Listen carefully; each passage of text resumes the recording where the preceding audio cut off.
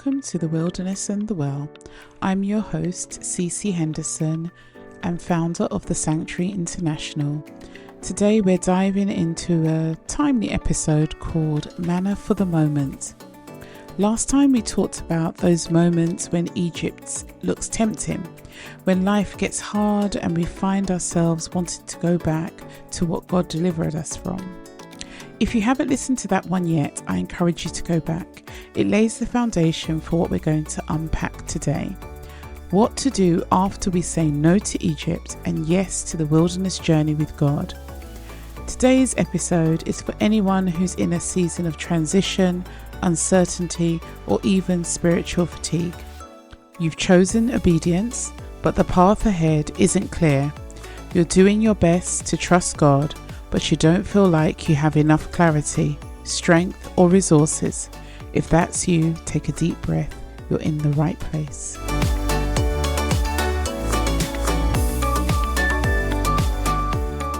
So I'm considering this a bit of a bonus episode.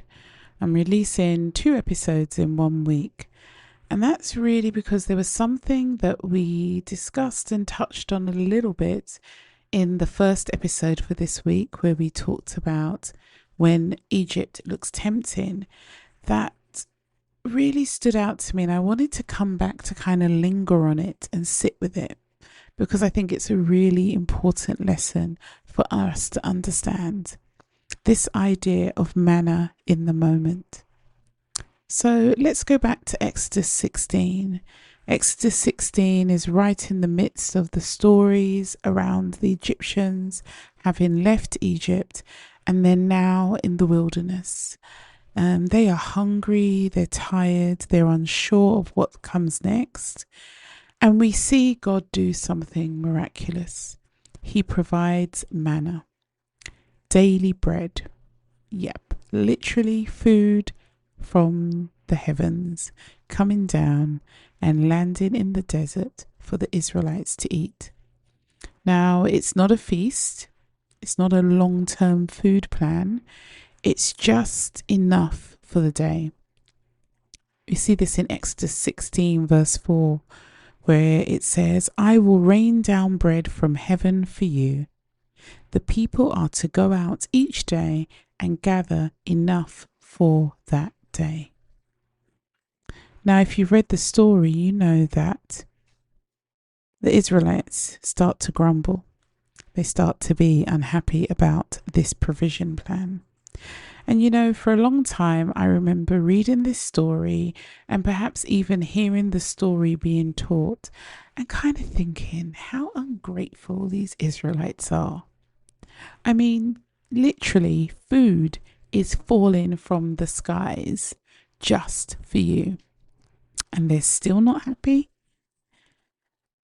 But recently, if I'm honest, as I've journeyed through my own wilderness experiences, I kind of get it.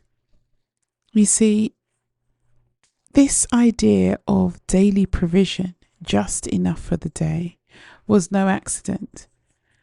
God could have given them a week's worth of food at a time, but he didn't. Why?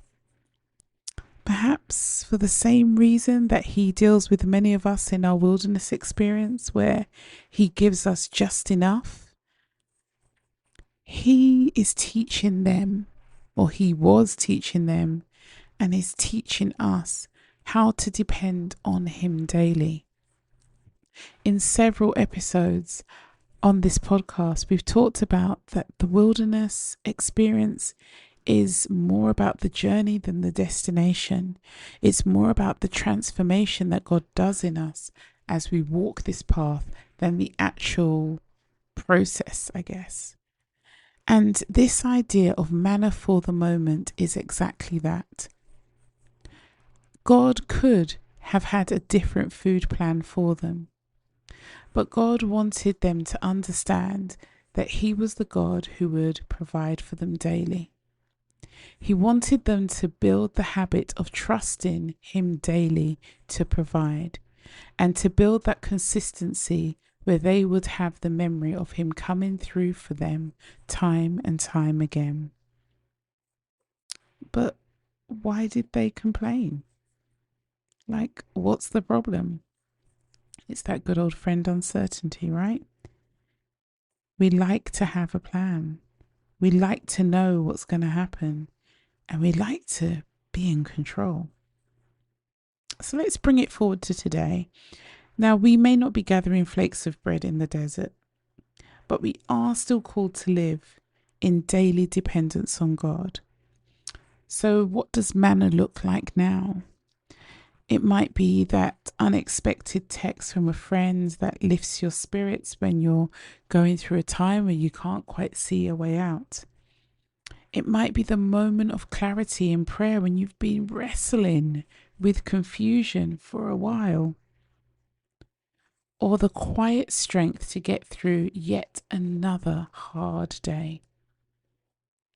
It could be a small opportunity that shows up when you were just about to give up. You see, manna doesn't always look miraculous. Sometimes it's subtle, it's simple, but it's still divine. It's still God saying, I see you. I haven't forgotten you. Here's what you need for right now. You know, in my current season of life, in many ways, I have no idea what's next. And in some ways, I'm feeling a bit burnt out from questioning everything. My purpose, my path, even my strength. And I've kept asking God for a 5-year plan. You know, done this massive move, this massive transition. And for me, I'm like, okay, what's next? Write out the plan. But in my quiet times with Him, in my prayer, what I've got instead have been single sentences. One day, one word, one conversation. It's never been everything I've wanted, but it's always been what I needed. You see, God is in the process of helping me to establish that habit of being daily dependent on Him. Now, let's be real. We don't want just enough. We don't like it. We want overflow. We want clarity. We want to know what's coming next. But sometimes our craving for more is really about our fear of lack. It's about wanting to feel in control. Sometimes our calls for abundance and the great outpouring that we want from God is more about having something that we can see and hold on to overcome our insecurities.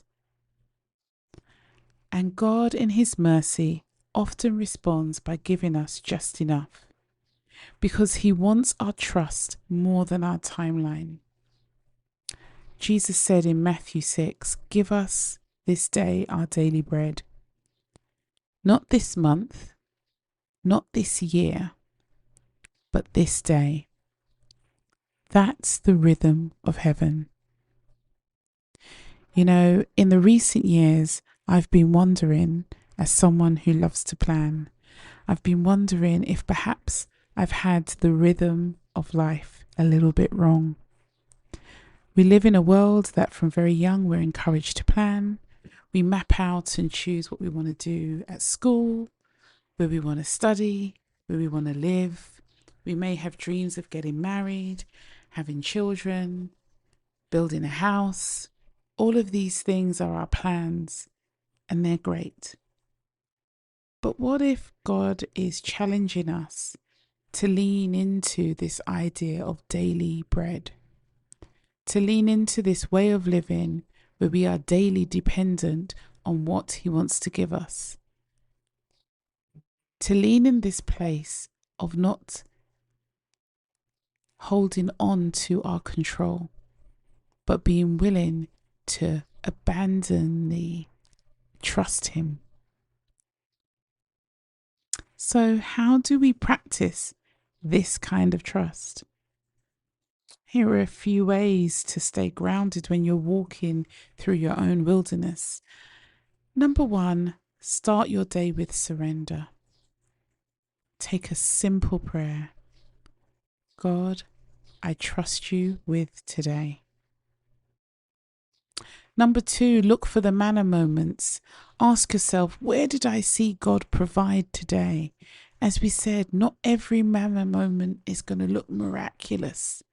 It may be something small, something subtle, but still that divine little marker from God. Practice gratitude. Even if it's just one thing, acknowledge it. Gratitude keeps your heart soft and your eyes open. Lean into community. You're going to hear this a lot in my podcasts. Sometimes manna comes in the form of people. Someone who sees you, encourages you, walks with you. It's not uncommon in our wildernesses that we want to isolate ourselves, but actually take the time to lean into community. All of these things become avenues for your manna. Daily reminders of God's provision. Daily reminders that you are serving a God who you can trust. So I said it was going to be a short one, and I want to leave you with this reflection. Where do I feel I don't have enough? And how is God inviting me to trust Him for today? I'll say that again. Where do I feel that I don't have enough? And how is God inviting me to trust for today? I want you to take a few moments or minutes to journal and to sit with that. You may well be surprised what surfaces. And I want to give you a scripture to anchor you for this week. It's Lamentations 3 verses 22 to 23. And it says this: because of the Lord's great love, we are not consumed, for His compassions never fail. They are new every morning. Great is your faithfulness. You don't have to have it all figured out. You don't need a 5-year plan. You just need today's manna. Thank you for spending this time with me in the wilderness and the well. If this episode encouraged you, would you take a moment to rate it and share it with someone else walking through their own wilderness? And if you haven't already, make sure you subscribe so you don't miss what's coming next. Until next time, keep walking, keep trusting. There's more ahead. Let's find the wells together.